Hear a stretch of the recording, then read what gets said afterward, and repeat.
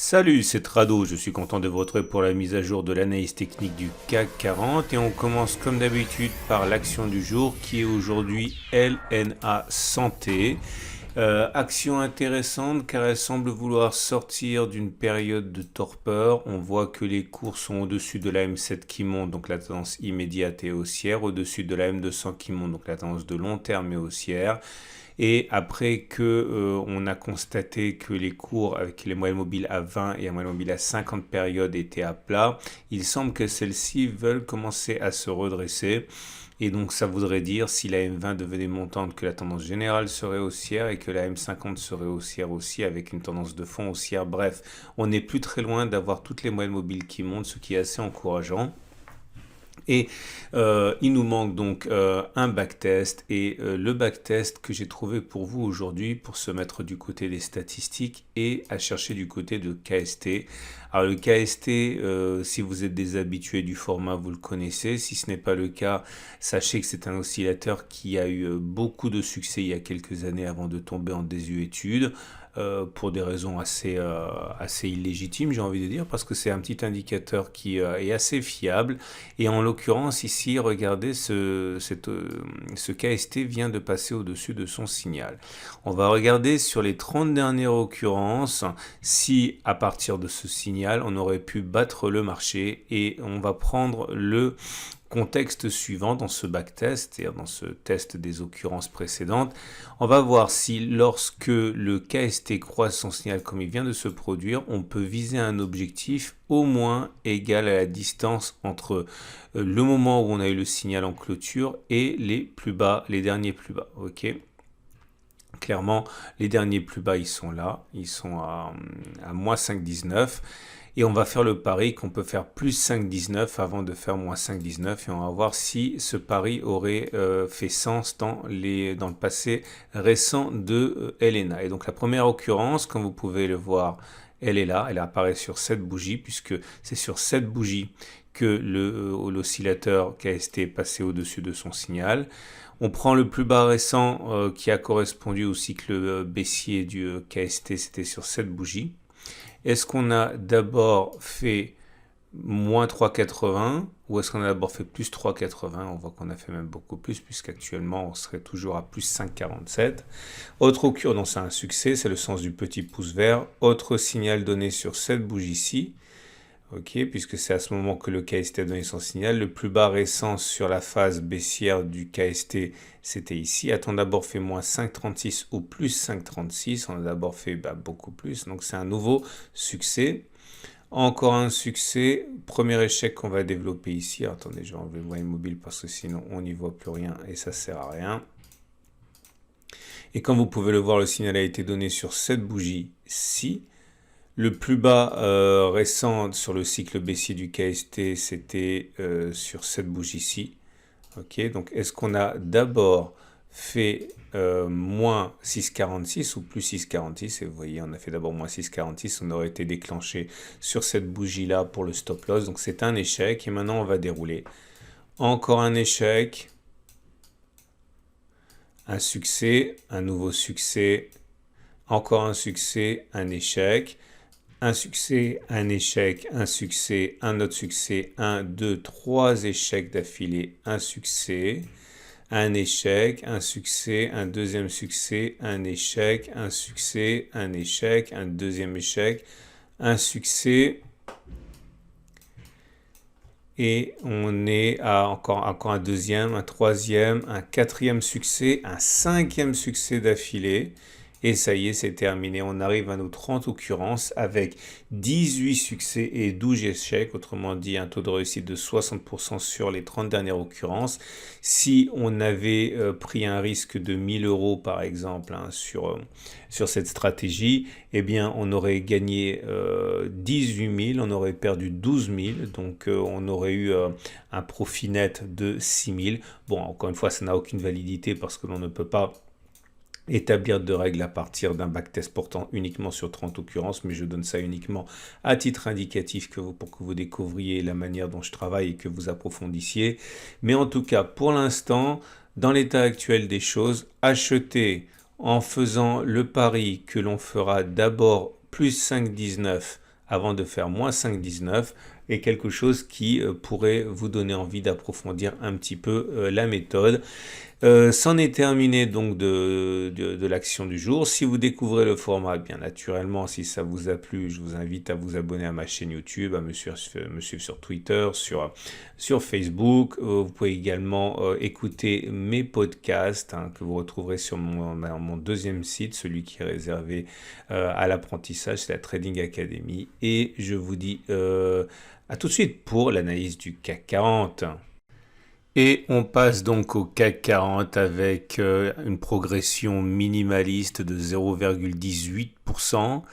Alors, il faut comprendre la psychologie de marché car les nouvelles ont été plutôt mauvaises, que ce soit aux États-Unis ou en Allemagne, l'activité semble s'essouffler, mais au lieu de ternir l'optimisme et de flatter le pessimisme des intervenants, cela a été perçu comme un desserrement, attention c'est compliqué, de l'étau qui pousserait la Fed à resserrer sa politique monétaire, comprendre puisque les choses ne vont pas si bien que ça, peut-être que à Jackson Hole vendredi, les tauliers, et en particulier celui de la Fed, décideront d'être prudents par rapport à un resserrement de la politique monétaire. Voilà, c'est complètement à l'inverse de ce que on pourrait penser a priori. Ça a donc été plutôt bien perçu et c'est pour ça que l'on n'a pas baissé et que pendant ce temps, même le SP500 a inscrit un nouveau record historique.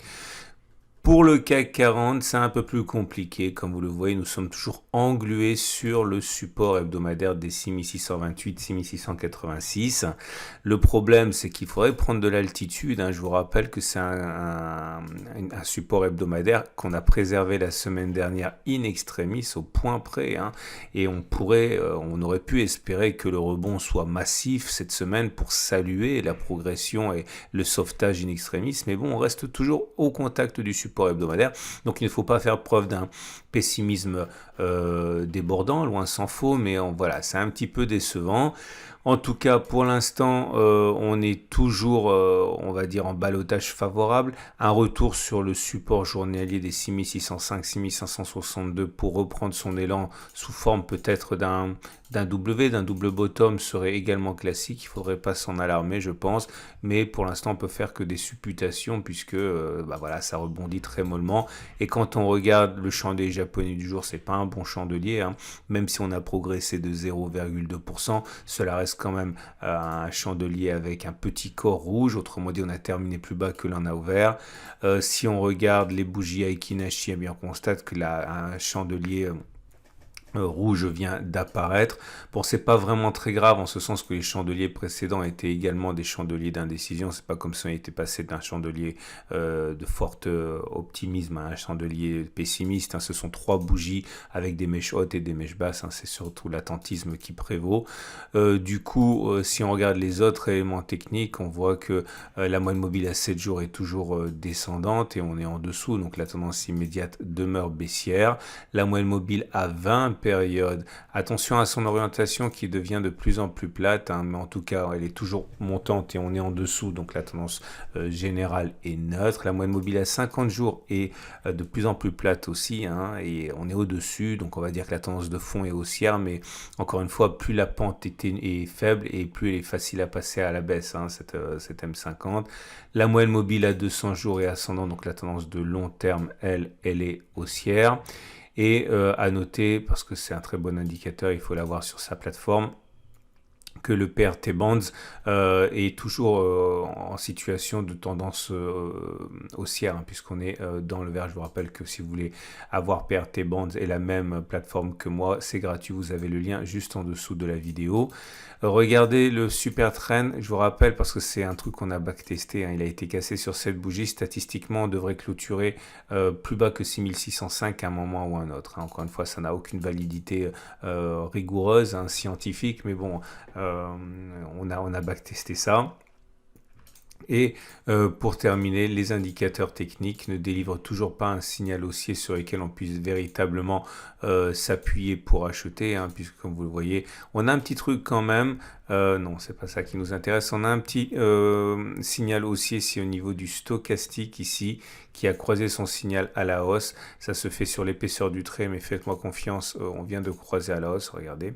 Mais on a déjà backtesté ça une fois et on sait que le signal haussier donné par le stochastique au milieu de nulle part et pas après que l'on soit allé en zone de survente ont moins de qualité, hein. C'est-à-dire clairement lorsque vous avez ça, avec le stochastique qui va en survente et qui croise son signal après, c'est mieux que lorsque vous avez simplement des croisements comme celui auquel on assiste maintenant.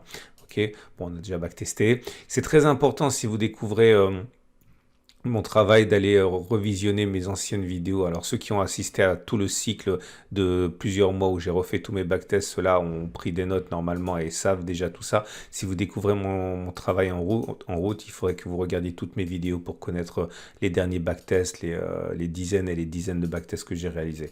Ou alors vous pouvez vous procurer le pack Tutrado pour gagner un peu de temps. Et vous avez également l'Ishimoku, hein. L'Ishimoku qui est toujours, on va dire, en période de congestion. C'est pas baissier, hein, puisque vous avez le nuage qui est toujours bleu, donc haussier, mais la platitude de la SSB montre que la tendance de fond est de plus en plus menacée. Pas menacée d'être baissière, mais c'est la tendance haussière qui est menacée, elle risque de devenir neutre. On est au-dessus de la Kijun qui monte, c'est la bonne nouvelle, donc la tendance générale est préservée, elle est haussière, mais on est en dessous de la Tenkan, ce qui n'est pas bon. Bon. Bref, ça ressemble à de la congestion, il faut attendre que ça se décante.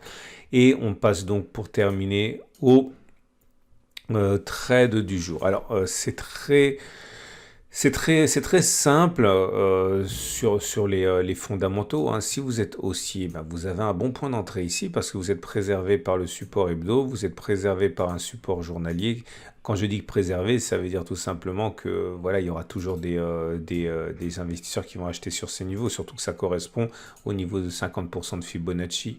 Ok, c'est le niveau sur lequel on a rebondi ici, on a déjà parlé à moult reprises. Donc, si vous mettez un stop loss, par exemple, en dessous de cette zone, voilà, on va prendre un stop à 2,2% et que vous visez au moins 2,2%, voilà, vous avez un ratio gain-risque supérieur à 1, ça se joue, hein. Si vous avez plutôt des envies de trading à la baisse, eh bien vous pouvez, c'est ce qu'on a fait depuis, c'est ce que j'ai mentionné depuis 3 séances, hein. La M7 me semble un bon juge de paix pour la tendance immédiate. Clairement, tant que on reste en tendance immédiate baissière, vous pouvez spéculer à la baisse, j'ai envie de dire, en mettant un stop loss en cas de clôture. Le problème, c'est qu'on ne sait pas à quel niveau on va clôturer, hein. Mais si vous mettez un objectif, par exemple, à 1% avec un stop loss au-dessus de la M7, c'est un trade que j'aime pas beaucoup parce qu'on est en tendance, on est sur des supports. Donc, à n'importe quel moment, les investisseurs, la foule des investisseurs peuvent décider d'acheter sur des supports. Donc, je suis vraiment pas favorable à l'option baissière. Mais je vous rappelle l'idée que selon le backtest du super trend, on est censé clôturer en dessous de 6606. Donc si vous pariez qu'on clôturera au moins à 1,06% en mettant un stop, allez, on va dire à 1%, où vous espérez que les statistiques seront respectées. Bon voilà, c'est pas un trade qui est stupide, hein, mais c'est pour moi un trade qui est plus risqué. Voilà ce qu'on pouvait dire pour le CAC 40 et pour l'action du jour. Je vous souhaite une excellente journée et je vous dis demain pour la mise à jour.